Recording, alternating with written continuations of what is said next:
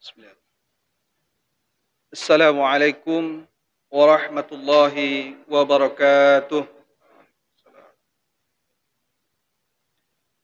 Innal hamdalillah nahmaduhu wa nasta'inuhu wa nastaghfiruh wa na'udzu billahi min sururi anfusina wa min sayyiati a'malina may yahdihillahu fala mudilla lahu wa may yudlilhu fala hadiyalah. Asyhadu an la ilaha illallah wahdahu la syarika lah wa asyhadu anna Muhammadan abduhu wa rasuluh la nabiyya ba'dah. Allahumma fassalli wa sallim ala sayyidina Muhammadin nabil ummi wa ala alihi wa sahbihi ajma'in. Amma ba'du, faqala Allah ta'ala fil Qur'anil Karim, a'udzu billahi minasyaitonir rajim, bismillahirrahmanirrahim. Wa ma khalaqtul jinna wal insa illa liya'budun. Shadaqallahul azim. Yang saya hormati Bapak Pengurus Masjid Raya Lima Kaum beserta jajarannya. Selanjutnya angku-angku, nini mama, alim ulama, sediak pandai, pundokan duang, dan selanjutnya pada umumnya bapak-bapak, ibu-ibu, saudara-saudara, kaum muslimin, jamaah rahimakumullah. Kembali kita memperbaharui sembari meningkatkan syukur kita ke Allah Subhanahu wa taala atas limpahan rahmat, karunia, nikmat serta hidayah, sehingga alhamdulillah sampai pada detik ini kita masih dapat berubudiyah, terutama menjalankan puasa bulan Ramadan selama 1 bulan, dan insya-Allah besok harinya merayakan kemenangan bagi orang-orang yang berpuasa. Selanjutnya salawat beriring salam buat junjungan kita, yakni Nabi besar Muhammad sallallahu alaihi wasallam. Allahumma salli ala Muhammad wa ala ali Muhammad. Baiklah, ibu bapak jamaah hadirin rahimakumullah.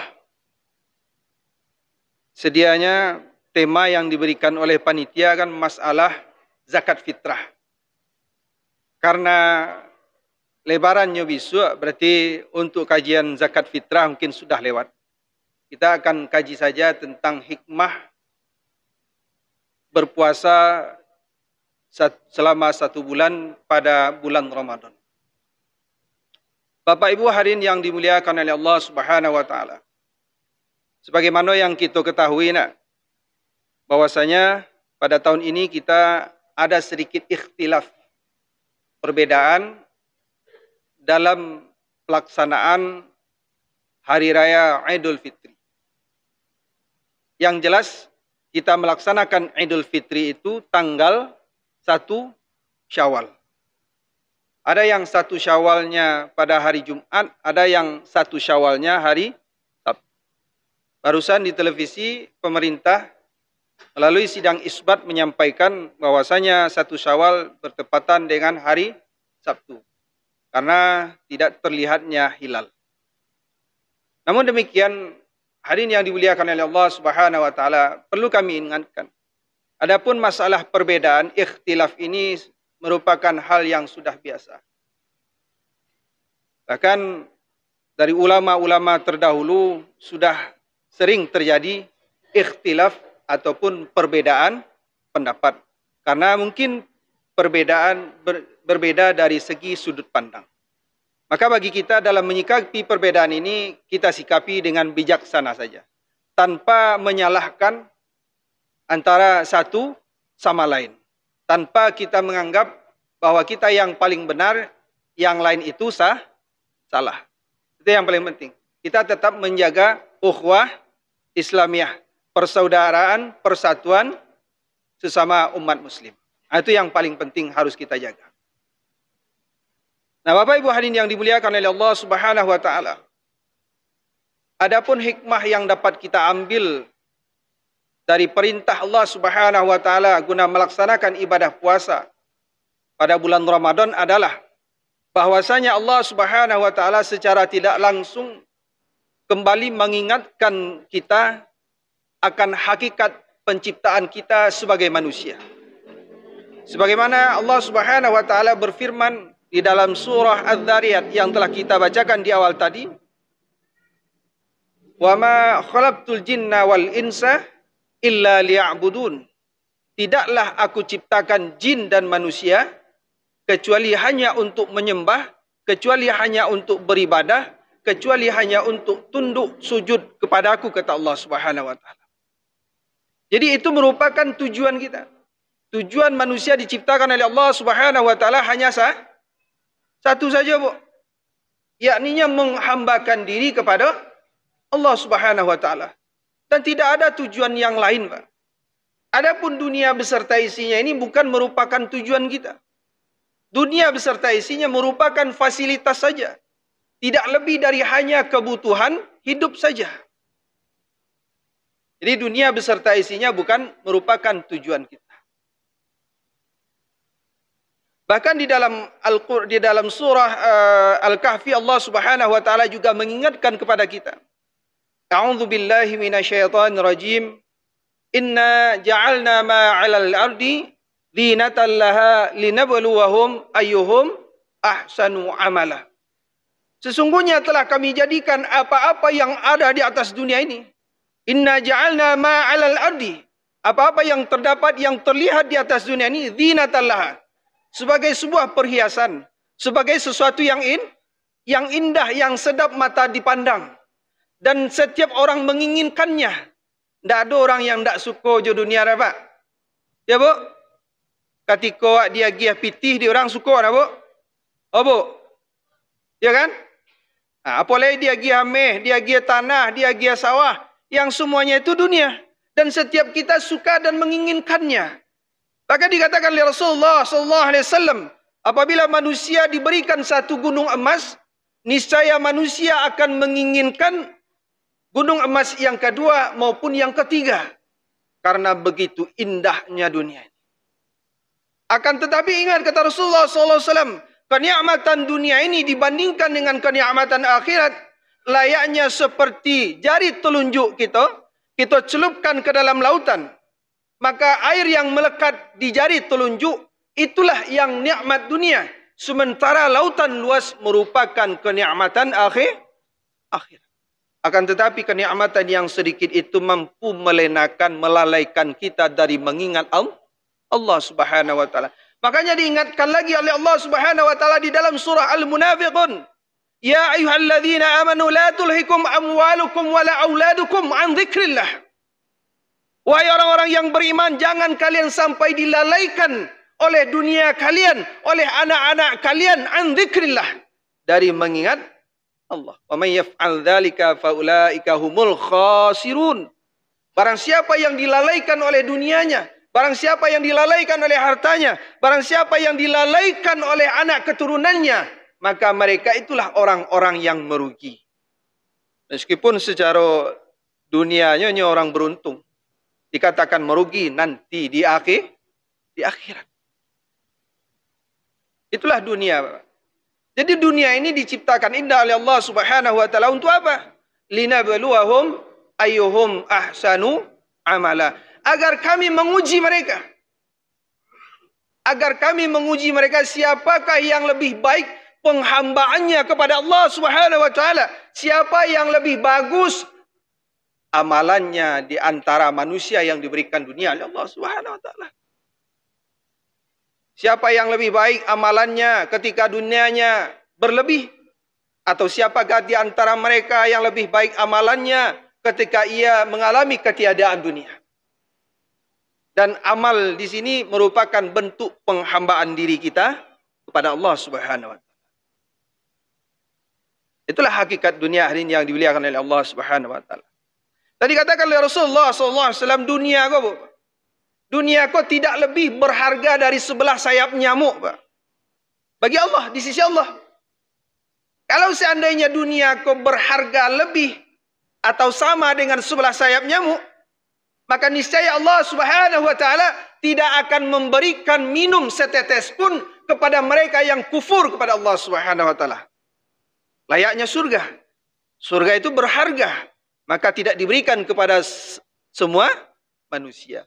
Hanya kepada orang-orang yang beriman saja. Hanya kepada orang-orang yang bertakwa saja. Dan dunia ini diberikan oleh Allah Subhanahu wa taala kepada siapa saja. Mau orang kafir, orang Islam, orang beriman, orang munafik, orang Yahudi, orang Nasrani. Seluruhnya diberikan dunia oleh Allah Subhanahu wa taala sesuai dengan kapasitas dan ketentuan masing-masing. Nah, hadirin yang dimuliakan oleh Allah Subhanahu wa taala, ini yang perlu kita pahami, Pak. Mana yang menjadi tujuan hidup kita, mana yang hanya sekedar kebutuhan atau fasilitas kehidupan kita. Nah, melalui ibadah selama 1 bulan pada bulan Ramadan, Allah Subhanahu wa taala kembali mengingatkan kita hakikat tersebut. Makanya Pak, selama 1 bulan itu kan, pada bulan Ramadan di siang hari kita dilarang untuk makan dan minum, dilarang untuk menggauli istri, dijaga lisan kita dari hal-hal yang membatalkan pahala puasa, dari percakapan, perkataan kotor, perkataan dusta, perbuatan sia-sia lainnya. Dan ajibnya Pak, pada bulan Ramadan itu manusia seluruhnya hampir orang-orang yang berpuasa pada bulan Ramadan tersebut mereka taat. Ya Pak, Bu. Salat 5 waktu kalau di luar bulan Ramadan agak sedikit langang lah Pak. Tapi ketika di dalam bulan Ramadan mulai rami. Ketika di luar Ramadan banyak orang yang salat berjamaah baru saja salam sudah langsung jalan. Tidak berzikir, tidak baca Al-Quran dan lain sebagainya. Tapi ketika bulan Ramadan, banyak orang ketika selesai melaksanakan solat, mereka berzikir, baca Al-Quran, dan beriktikaf di dalam masjid. Hari-hari mereka isi waktunya dengan membaca Al-Quran. Bahkan sampai ada yang menghatamkan berkali-kali bacaan Al-Quran selama bulan Ramadan. Siang malam kita melaksanakan ibadah. Malam harinya, siang hari kita berpuasa, malam hari kita qiyamul Ramadan. Belum lagi melaksanakan solat tahajud. Belum lagi setelah solat subuh kita mendengarkan pengajian lagi. Belum lagi setelah itu melaksanakan solat sunnah Isra dan lain sebagainya. Dan memang begitulah seharusnya kita dalam menjalani kehidupan. Karena memang hakikat kita diciptakan oleh Allah Subhanahu wa taala adalah sebagai seorang hamba. Memang begitulah seharusnya. Dan ternyata bisa kita laksanakan. Kenapa di luar bulan Ramadan kita banyak melalaikan perintah Allah? Kita lebih mengutamakan urusan-urusan dunia kita. Dan seharusnya begitulah kita dalam kehidupan sehari-hari. Lebih mengutamakan penghambaan diri kepada Allah Subhanahu wa taala ketimbang urusan-urusan dunia kita. Dan ternyata kita bisa. Itulah ini yang dimuliakan oleh Allah Subhanahu wa taala. Allah kembali mengingatkan kita hakikat penciptaan kita sebagai seorang hamba. Maka inilah yang harus kita pertahankan sampai di luar pada bulan Ramadan. Makanya dilanjutkan supaya tidak terbiasa, supaya terbiasa dengan berpuasa setelah kita melaksanakan 1 hari atau 2 hari raya, kita lanjutkan dengan puasa Syawal sebanyak berhari, Bu? 6 hari. Di dalam bulan Ramadan kita dididik, dilatih, diajarkan untuk menahan lapar dan haus. Sesuatu yang kita makan itu adalah halal, tetapi pada saat itu kita dilarang untuk memakannya. Kita diajarkan oleh Allah Subhanahu wa taala bahwasanya di luar bulan Ramadan kita harus senantiasa menjaga hawa nafsu kita. Kalau di luar bulan Ramadan itu, Pak, kadang-kadang tidak terkendali hawa nafsu. Seketik-seketik makan. Itulah bedanya antara awak dengan Rasulullah, Pak. Kalau Rasulullah tu saketik makan, kalau awak saketik makan. Sudah sarapan pagi, abeko pai kerajo pai kasawah nampak lo lontong. Sudah itu dulu sate, bakso, sampai tengah malam masih makan. Lalu di pasar itulah jam 10 di pasar itu masih ramai mencari kuliner, mencari makan. Padahal waktu malam itu adalah waktu untuk istirahat. Akan tetapi Pak, di dalam bulan Ramadan kita dilatih untuk itu. Dilatih untuk mengendalikan hawa nafsu. sesuai yang dengan dituntunkan oleh Rasulullah sallallahu alaihi wasallam. Nah, Bapak Ibu hadirin yang dimuliakan oleh Allah Subhanahu wa taala, itu saja yang dapat kita sampaikan pada malam hari ini. Mudah-mudahan amal ibadah kita selama 1 bulan pada bulan Ramadan diterima oleh Allah Subhanahu wa taala dan dibalasi dengan berlipat ganda. Mudah-mudahan segala dosa dan kesalahan kita diampuni oleh Allah Subhanahu wa taala. Mudah-mudahan kita yang berpuasa pada saat ini, kita yang hadir pada saat ini dikeluarkan pada bulan Ramadan seperti layaknya bayi yang baru lahir.